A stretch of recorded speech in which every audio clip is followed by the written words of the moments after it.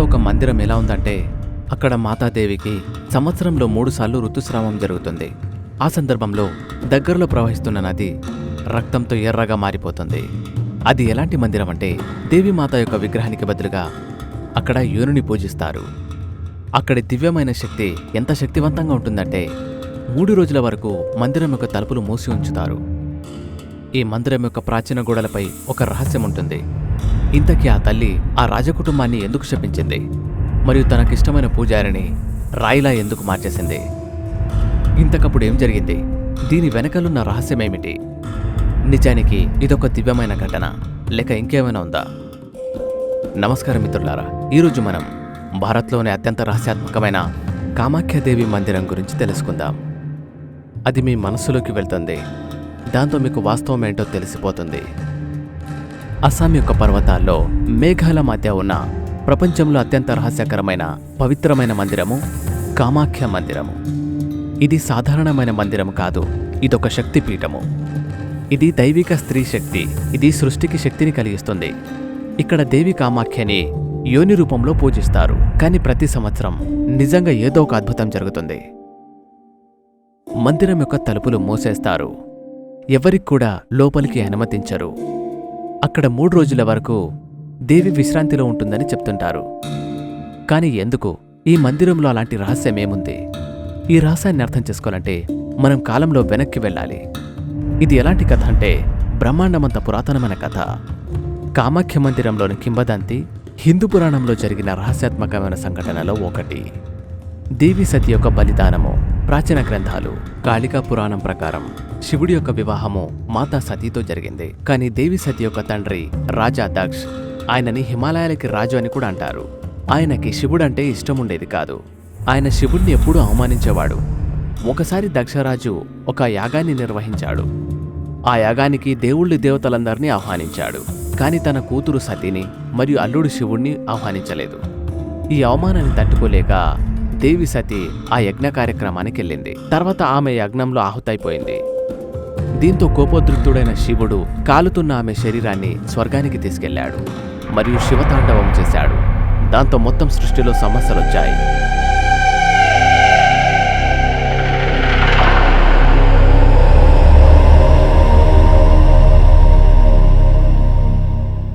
అప్పుడే శివుణ్ణి శాంతింపచేయడానికి మరియు సృష్టిని కాపాడడానికి విష్ణు భగవానుడు తన సుదర్శన చక్రంతో సతీదేవి యొక్క శరీరాన్ని 21 ముక్కలుగా చేశాడు. ఆ శరీరం ముక్కలు ముక్కలుగా మారి భూమిపై పడింది. ఆమె శరీరం యొక్క ప్రతి భాగం పడిన ప్రతి ప్రాంతం కూడా అలా పడిన ప్రాంతాలని శక్తిపీఠాలుగా మారాయి. మాతా సతీ యొక్క యోని ఎక్కడ పడిందో అక్కడే మాతా కామాఖ్య యొక్క మందిరం వెలసిల్లింది. ఈ మందిరం కేవలం తీర్థస్థలం మాత్రమే కాదు, ఇది సృష్టి యొక్క శక్తికి ఒక పవిత్రమైన ప్రాంతం కూడాను. ఈ రహస్యం ఏం తెలియజేస్తుందంటే ప్రపంచంలోని అన్ని దేవాలయాలకు భిన్నంగా కామాఖ్యాదేవి ఋతుస్రావ వేడుకలు నిర్వహిస్తారు. నేటి కాలంలో కామాఖ్యాదేవి యొక్క గర్భగుడిలో ఉన్న యోని ఎప్పుడు నీళ్లతో నిండి ఉంటుంది. అక్కడ ఎప్పుడు నీళ్లు కారుతూ ఉంటాయి. ఆ నీటిని కామాఖ్యమాత ప్రసాదంగా భావిస్తారు. అంబుబాచి మేళా కామాఖ్యాదేవి మందిరంలో జరుపుకునే ఒక వార్షిక పండగ. ఇది కామాఖ్యాదేవి యొక్క ఋతుస్రావ కాలాన్ని సూచిస్తుంది. ఈ సందర్భంలో మందిరం మూసేస్తారు. మందిరం దగ్గరలో నుండి ప్రవహించే బ్రహ్మపుత్ర నది కూడా ఎర్రగా మారిపోతుంది. ఇంకో రహస్యాత్మకమైన విషయం ఏంటంటే మందిరం యొక్క తలుపులు మూసేయడానికంటే ముందు మాత యొక్క రాయిపైన ఒక తెల్లటి వస్త్రాన్ని కప్పేస్తారు. 3 రోజుల తర్వాత తలుపు తెరిచి చూస్తే ఆ తెల్లని వస్త్రం కాస్త రక్తంతో ఎర్రగా మారుతుంది.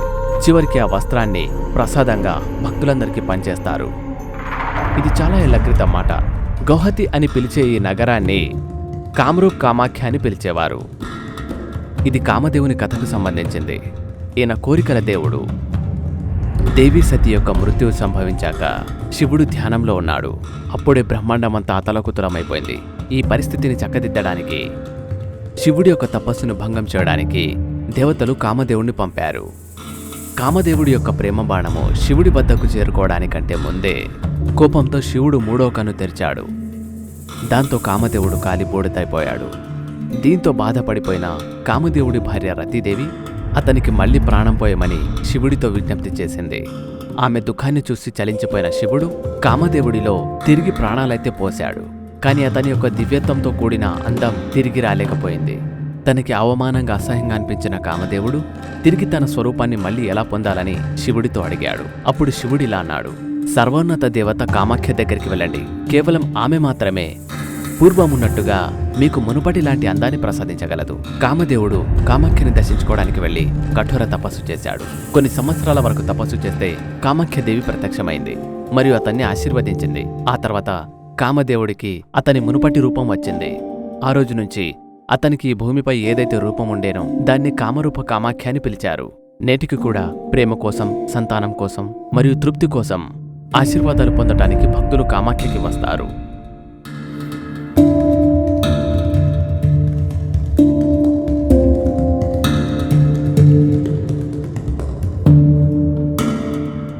సంవత్సరాల క్రితం రాజుల పరిపాలన కొనసాగించే సమయంలో అప్పుడు గౌహతి యొక్క రాజవంశస్థుడు కుచ్ బిహార్ ఉండే మరియు రాజు నరనారాయణుడు ఉండే. అప్పుడే కామాఖ్య మందిరంలో కేందుకల అనే పేరు గల పూజారి పూజ చేస్తూ ఉండేవాడు. అతను కామాఖ్యమాత యొక్క పెద్ద భక్తుడు. అన్నిటికంటే పెద్ద రహస్యం ఏంటంటే సాయంత్రం హారతిచ్చాక తలుపులు మూసివేయబడుతూ ఉండేవి. అప్పుడు కేందుకలాయ్ మందిరం యొక్క గర్భగుడిలో కూర్చొని కామాఖ్యదేవిని ఆరాధిస్తూ ఉండేవాడు. అప్పుడు సాక్షాత్తు కామాఖ్యదేవి ప్రత్యక్షమై నాట్యం చేస్తూ ఉండేది. కేందుకలాయ్ ఈ నాట్యాన్ని ఎప్పుడు చూడలేదు. ఎందుకోసమంటే అతను కళ్ళు మూసుకొని జపం చేస్తూ ఉండేవాడు. ఈ విషయం గురించి రాజుకు తెలియగానే అతను కేందుకలాయ్ దగ్గరికి వెళ్ళాడు మరియు అతనితో ఒకసారి కామాఖ్యమాతని దర్శించుకుంటానని చెప్పాడు. కాని పూజారి మాత్రం దానికి ఒప్పుకోలేదు. కాని రాజు మాత్రం తనకున్న తెలివిని ఉపయోగించి మొత్తానికి కేందుకలాయ్ని ఒప్పించాడు. కాని కేందుకలాయ్ ఒక షరతు పెట్టాడు. ఏంటంటే రాజుగారు గర్భగుడిలో ప్రవేశించకూడదు అని. ఆయన మందిరం బయట నిలబడి మాత్రమే దర్శించుకోవాలి అని. ఆ రోజు సాయంత్రం హారతైపోయాక కేందుకలాయ్ మాత కోసం ధ్యానం మొదలు పెట్టగానే మాత ప్రత్యక్షమవుతుంది. కాని మాతాకి మాత్రం ఎవరూ తన్ని చూస్తున్నట్టుగా అనిపిస్తుంది. తలుపుకున్న రంధ్రం ద్వారా రాజా నరనారాయణ చూస్తున్నాడని తనకు అర్థమైంది. దీంతో కామాఖ్యమాతకి కోపం వస్తుంది. ముందుగా ఆమె యొక్క ప్రియభక్తుడు కేందుకలాయ్ని రాయిగా మార్చేస్తుంది. ఆ తర్వాత కామాఖ్యదేవి రాజును శపిస్తుంది. ఏంటంటే వారి వంశస్థులు ఈ మందిరం వైపు గనక వస్తే మాతా కామాఖ్యదేవి వారి వంశాన్ని నాశనం చేస్తుంది. ఆ రోజు నుంచి ఆ రాజవంశస్థుల్ని మందిరంలోకి రావడాన్ని నిషేధించారు. చాలా హిందూ సంప్రదాయాల ప్రకారం అస్సాంలోని గౌహతిలో ఉన్న కామాఖ్య మందిరాన్ని దేశంలో ఉన్న అతిపెద్ద తంత్రపీఠముగా పేర్కొంటారు. దానికి ముఖ్య కారణం దీనికున్న పెద్ద చరిత్ర మరియు దేవి కామాఖ్య ఒక మందిరము తాంత్రిక విద్యలకు కేంద్రం. ఇది దేశంలో గల శక్తి పీఠాలకెల్లా ప్రధానమైనది. దీని వెనుక కూడా ఒక రహస్యం దాగుందని చెప్తూ ఉంటారు. ఇది అస్సాం రాజధాని గౌహతిలో ఉంది. దీని పాత పేరు ప్రాగర్ జ్యోతిష్పూర్. ఈ నగరము ద్వాపర యుగంలో నరకాసురుని రాజ్యంలో రాజధానిగా ఉండేది. ఈ నగరానికి ప్రాగ్ జ్యోతిష్పూర్ అని ఎందుకు పేరు పెట్టారంటే ఇక్కడ జ్యోతిష శాస్త్రం నేర్పేవారు. శ్రీ కామాఖ్య మందిర్ గువాహతి యొక్క నీలచల్ పర్వతంలో ఉంది. నరకాసురుడు కామాఖ్యమాత యొక్క పెద్ద భక్తుడు. కాని సమయానుకూలంగా అతని ఆలోచనలో మార్పు వచ్చింది. అతనికి అపారమైన శక్తులున్నప్పటికీ నరకాసురుడికి ఒకే కోరిక ఉండేది. అతను కామాఖ్యదేవిని పెళ్లి చేసుకోవాలనుకునేవాడు. కాని ఒక సాధారణమైన రాజు సర్వోన్నతమైన దేవి యొక్క ప్రేమని ఎలా పొందగలడు? అందుకే నరకాసురుడు మందిరంలోకి వెళ్లి గాఢమైన భక్తితో ప్రార్థన చేశాడు. చివరికి దేవి ప్రత్యక్షమైంది. ఒక షరతు పెట్టింది. నరకాసురుడు పెళ్లి చేసుకోవడానికి ముందు నీలాంచల్ పర్వతం కింది నుండి పైన మందిరానికి వెళ్లే వరకు మెట్లు కడితే అప్పుడు అతన్ని పెళ్లి చేసుకుంటానంది. తన శక్తిపై ఉన్న నమ్మకంతో నరకాసురుడు పని ప్రారంభించాడు. తన వద్ద ఉన్న సేన మరియు మంత్రాల సహాయంతో చాలా వేగంగా మెట్లు కడుతూ ఉన్నాడు. కానీ నరకాసురుణ్ణి పెళ్లి చేసుకోవడం దేవికి అస్సలిష్టం లేదు. అందుకే కామాఖ్యదేవి తన శక్తితో తెల్లవారక ముందే పుంజు కూసే విధంగా ప్రేరేపించింది. పుంజు శబ్దం విన్నాక నరకాసురుడు తను విఫలమయ్యాడేమో అనుకున్నాడు. అతను పని మధ్యలోనే ఆపేసి వచ్చేశాడు. కాని కొంతసేపటి తర్వాత ఇదంతా మోసమని అతనికి అర్థమైపోయింది. కోపానికొచ్చిన నరకాసురుడు మందిరం యొక్క మార్గాన్ని మూసేశాడు. కామాఖ్య మందిరానికి వెళ్లే భక్తులు మధ్యలో ఆగిపోయిన ఆ మెట్లను చూడవచ్చు. వాటిని మ్యాక్లోజ్ పాట్ అంటారు. ఎక్కడైతే పుంజు కూత కోసిందో అక్కడ పుంజుని కోసేశాడు. దాన్ని కుకుర కాట అని పిలుస్తారు. నరకాసురుడు కోపానికొచ్చి కామాఖ్య మందిరాన్ని మూసేసినప్పుడు వశిష్ఠ మహర్షి కామాఖ్య మందిరాన్ని దర్శించుకోవడానికి వస్తాడు. కానీ నరకాసురుడి సేన అతన్ని ఆపేస్తుంది. మహర్షి నరకాసురుడితో ఇలా అన్నాడు, నువ్వు ఎక్కడ నిలబడ్డావో నీకు అర్థం కావడం లేదు అన్నాడు. కానీ నరకాసురుడు మాత్రం ఎట్టి పరిస్థితుల్లోనూ పూజ చేయనివ్వలేదు. ఆ తర్వాత మహర్షి నరకాసురుడిని శపించాడు. ఏంటంటే ఈ సమయం తర్వాత కామాఖ్యదేవి ఈ ప్రాంతాన్ని శాశ్వతంగా వదిలిపెట్టి వెళ్ళిపోతుంది అని. ఇలా చెప్పాక అతను అక్కడి నుంచి వెళ్ళిపోతాడు.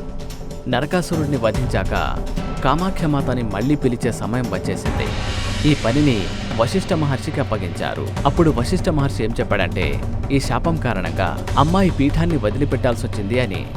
అందుకే ఆమెని వామాచారి సాంప్రదాయం ప్రకారం పిలుస్తారు. ఆ కారణంగానే మందిరంలో ఈరోజు కూడా వామాచారి పద్ధతి అంటే బలిచ్చే సాంప్రదాయం కొనసాగుతుంది.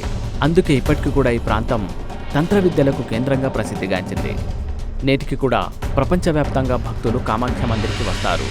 కొంతమంది ఆశీర్వాదం కోసం వస్తే, కొంతమంది పరిష్కారం కోసం వస్తారు.